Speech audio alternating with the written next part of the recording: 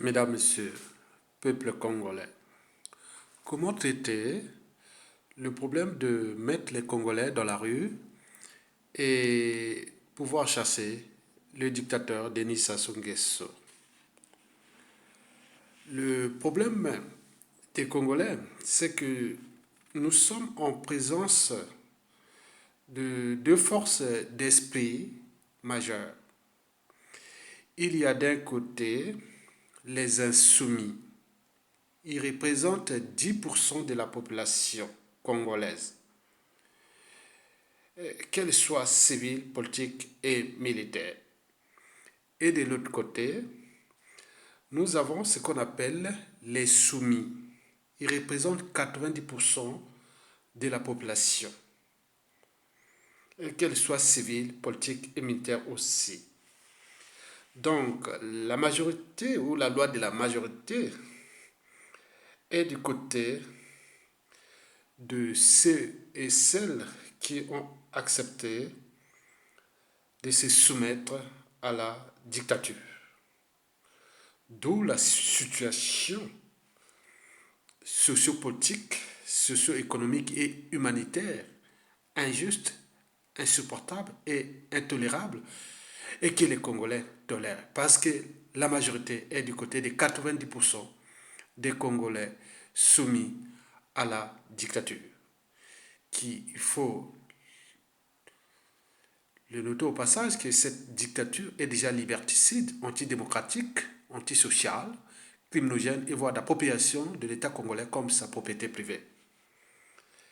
Mesdames, Messieurs, alors, comment sommes-nous arrivés à ces statistiques-là?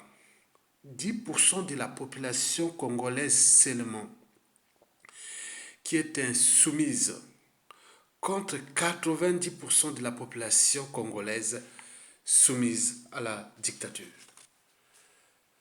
D'un point de vue naturel, les statistiques sont universelles et immuables. Pourquoi universelles? Parce qu'elles touchent la plupart des sociétés. Et immuables parce que ça ne change pas. Tant que vous ne remplissez pas certaines conditions que je vais ici vous les décrire. Dès que vous remplissez ces conditions, vous pouvez passer de 10% des soumis à plus de 30 et 40%. Et c'est à partir des statistiques de 30-40% des soumis qui peut arriver une révolution ou une insurrection dans un pays. Tant que les statistiques ne dépassent pas minimum 30 à 40% des soumis, c'est difficile de mener une insurrection populaire. Mesdames, Messieurs, peuple congolais, nous avions, du point de vue naturel et dans toutes les sociétés, une personne debout pour 1000 personnes assises. Comme disait déjà Gandhi, je préfère avoir un individu debout et que 1000 individus assis. Naturellement, dans l'espèce humaine, c'est immuable. Une personne debout pour 1000 personnes assises. Bon, au quotidien, il peut arriver des situations d'injustice, problèmes de liberté, de dignité, de conditions sociales. Et vous pouvez mobiliser certaines personnes, ils ne bougeront pas. On peut dire que ce n'est pas possible. Ils vont seulement râler, s'indigner et sans parfois agir. C'est comme en psychologie, qu'on appelle le fait spectateur. Vous savez que quand la personne est victime d'une agression, euh, plus le nombre de témoins est élevé, moins la personne victime sera assistée. C'est ce qu'on appelle le fait spectateur. Et dans cette anthropologie humaine, sous le point du courage, on revient toujours aux mêmes statistiques. Une personne debout pour 1000 personnes assises. Mesdames, Messieurs, mais je vous l'ai dit qu'il y a des variantes. Les variantes dépendent surtout de l'éducation. En termes de transmission intergénérationnelle des valeurs et principes de liberté, de dignité, de justice, du courage d'oser dire non et agir. Comme disait déjà Mandela, que j'ai appris que le courage n'est pas l'absence de peur, mais la capacité de la vaincre. Et donc, c'est à travers l'éducation et la transmission intergénérationnelle qu'on peut aussi avoir ces notions de courage. En tenant compte déjà des problématiques aussi de la condition humaine ou sociale, et voire aujourd'hui existentielle, c'est-à-dire écologique. Et ce n'est pas tout. Il faut aussi être entraîné et conditionné d'ailleurs à la liberté, à la dignité, au courage, au but de la condition humaine. On dit qu'on ne lâche rien. Il arrive une situation, on s'indigne, puis on se structure et on agit. Donc, c'est peut être un effet d'entraînement. Et sur quel droit ceux qui ont le droit de nous faire ça. Donc, on lâche rien. Donc, cet effet d'entraînement et de conditionnement au courage est très important. Et il faut se le dire que, bon, souvent, il y a les actes, c'est des manifestations, c'est la désobéissance civile, c'est les mouvements d'actes de sabotage ou même d'insurrection et de compagnie. Et donc, ça, c'est, je vous l'ai dit, c'est que, euh, par exemple, quand vous êtes dans une manifestation, pour nos populations au Congo, j'ai vu par exemple à Kinshasa, la manifestation, au Kinshasa, les gens capables même d'organiser, de mettre un cocktail Molotov, ou de, ouais, c'est ça, parce qu'ils n'ont pas été entraînés. Regardez par exemple chez nos populations là. Si on voit une bombe lacrymogène, mais c'est la fin du monde. Il va pleurer, les yeux vont piquer et ce sera la fin du monde. Il va fuir, il ne reviendra pas parce qu'il n'a pas été entraîné. Donc il faut entraîner, conditionner les gens à cette action directe sur les manifestations, les contestations et autres.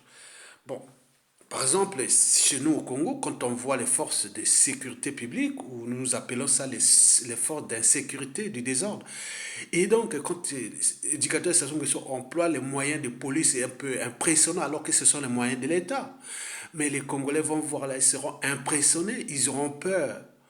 Alors qu'ailleurs, quand ils sont entraînés, ils disent non, ils ne font même pas peur. Bien entendu, ils vont suturer leur cerveau, ils vont agiter leurs neurones, ils vont trouver des moyens de contre-guérilla et autres d'attaque et des angles d'attaque, des angles morts et autres. Donc, ils vont agiter leur cerveau. Mais nous, on va être là, c'est fini. Donc, les émotions vont envahir la raison. Et donc, on sera même plus se suturer, s'organiser et combattre l'injustice par la rue. Et donc, vous voyez par exemple chez les jeunes palestiniens à Gaza ou en Cisjordanie, et quand il y a des armes à feu ou des bombes ou autres qui pètent, mais pour eux, ils prennent ça comme des pétards. C'est des pétards, c'est des jouets ou autres. Ils n'ont même plus peur. Parce qu'ils ont été entraînés, conditionnés. Donc, les mouvements de contestation, de lutte, ça peut déjà être le fait d'éducation au terme de transmission des valeurs de courage, mais également d'entraînement et de conditionnement à la contestation. Et donc, pour ceux qui là, il nous manque dans notre pays ces esprits-là pour entraîner et conditionner le peuple à la contestation. Parce que pour vivre dignement et librement dans son pays, il faut intégrer le risque que tout pouvoir n'est pas toujours du côté du peuple. Et donc pour lutter pour sa liberté et sa dignité, donc il faut commencer à repenser à ces formes d'organisation de la contestation, dont la désobéissance civile, les manifestations, l'insurrection et tout compagnie, ça fait partie de la lutte historiquement dans toutes les sociétés et civilisations depuis la nuit des temps.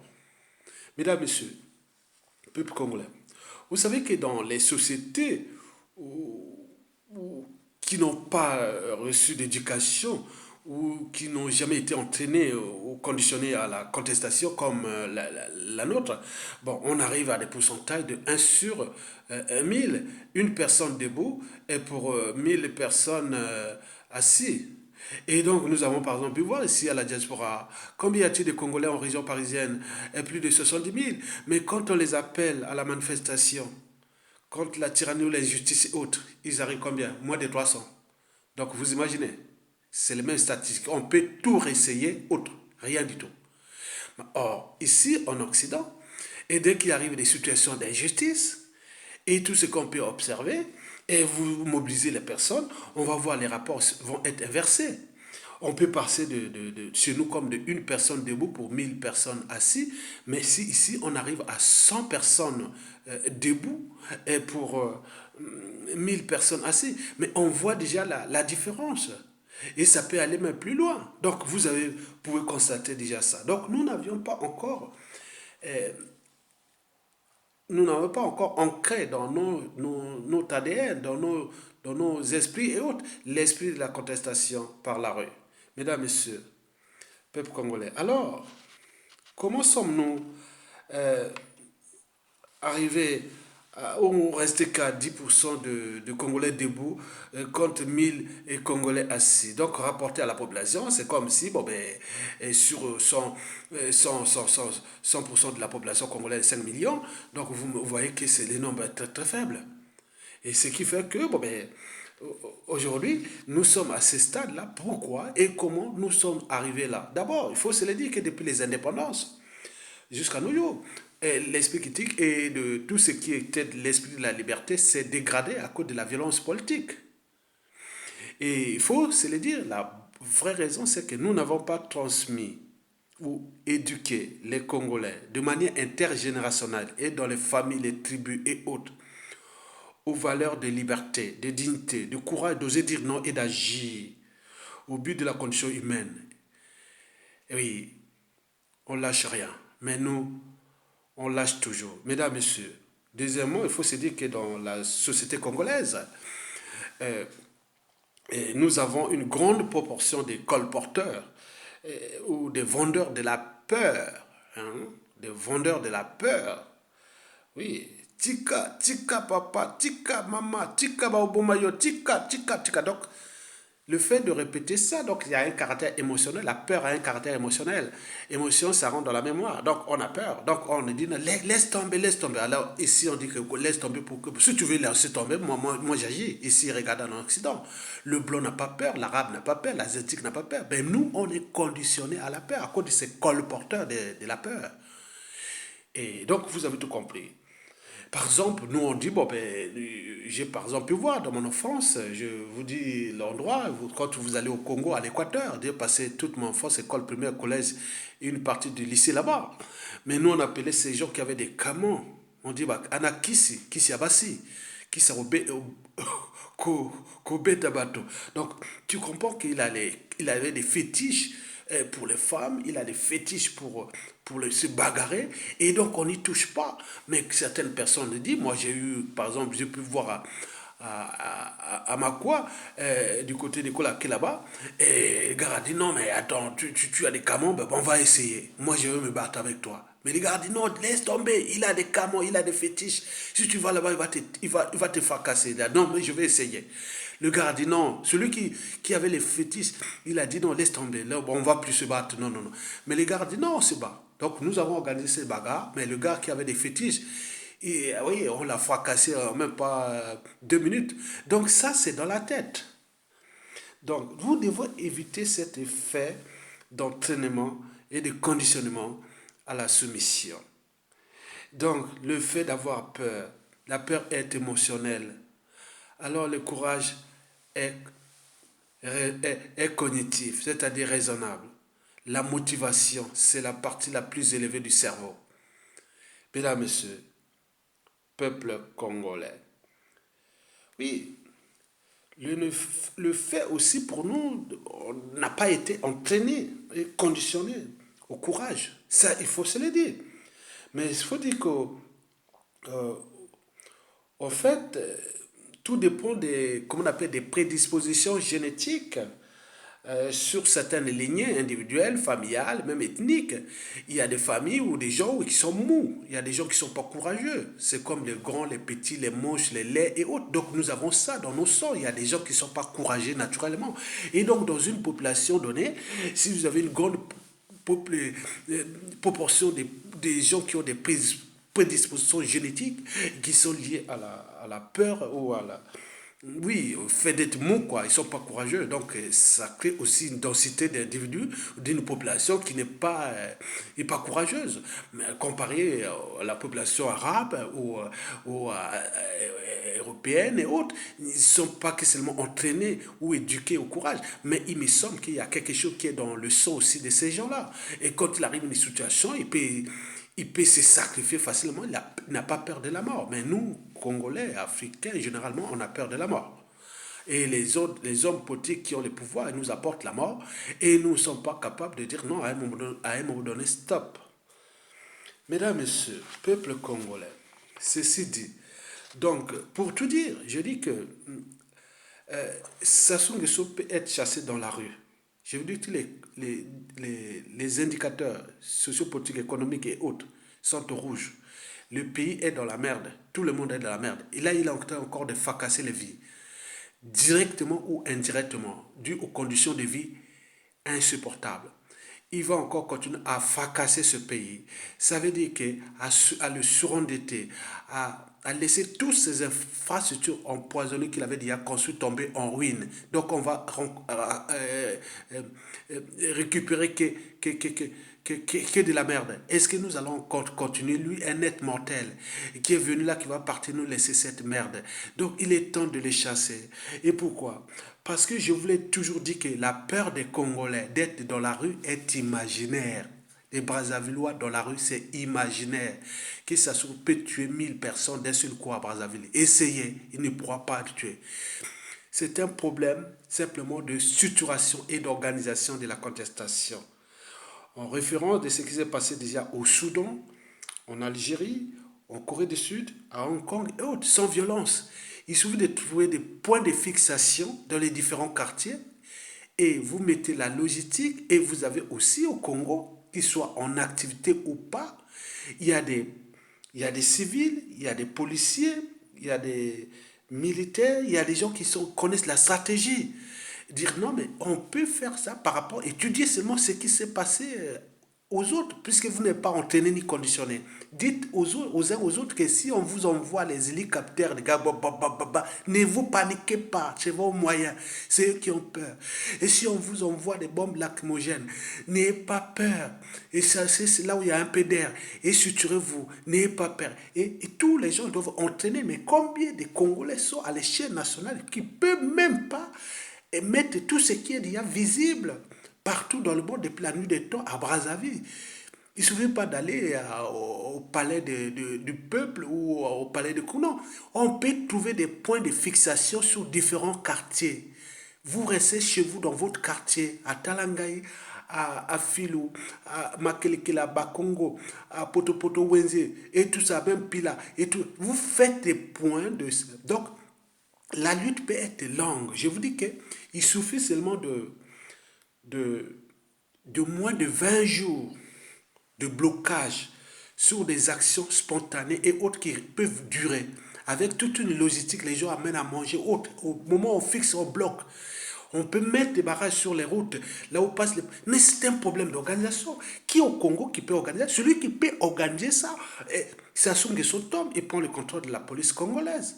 Et celui qui peut organiser ça, si Sassou Nguesso tombe, il prend le contrôle des services secrets congolais, de l'intérieur congolais. Parce que ce sont des gens qu'on veut, on cherche ces gens-là pour structurer Brazzaville. Ne comptez pas sur les hommes politiques. Ils n'ont plus rien à perdre parce que ils ont tout gagné avec Sassou. Donc si Sassou part, ils vont perdre beaucoup parce qu'ils n'ont pas se structurer. Faites ces actions-là qui avec la jeunesse. Si la jeunesse n'arrive pas, mais je vous dis sincèrement, ça sera pour nous la honte que Sassou va partir dans le chaos. Et cette situation, pour un peuple, ça sera la honte. Et même pour cette classe politique, pour aussi les policiers, les militaires et autres. laissez votre pays se fracasser par un être mortel qui a peur, qui est en train qui est aujourd'hui lâché partout dans le monde. Donc, je voulais vous donner un peu cette analyse que il faut commencer à s'affranchir de la peur et des colporteurs de la peur.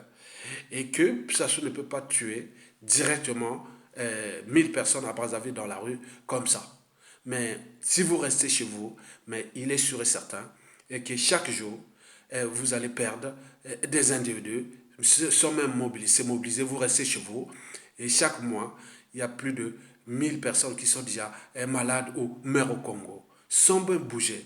Mais on vous demande de se mettre dans la rue et vous libérer pour que cette hécatombe de la condition humaine cesse et pour que ce pays qui risque de disparaître cesse. Donc vous avez tout compris et prenez votre responsabilité. Et donc nous sommes là pour l'intérêt général et je ne mettrai plus aucun commentaire parce que les gens ne comprennent pas le sens de notre lutte. Parce qu'être citoyen ici, quand on voit ici partout en Occident, ailleurs, les gens ont le sens de ce que je fais pour l'intérêt de notre pays. Mesdames, Messieurs, peuple congolais, et je vous donne le courage de résister et à bientôt. Et bon vent au peuple congolais. Et merci.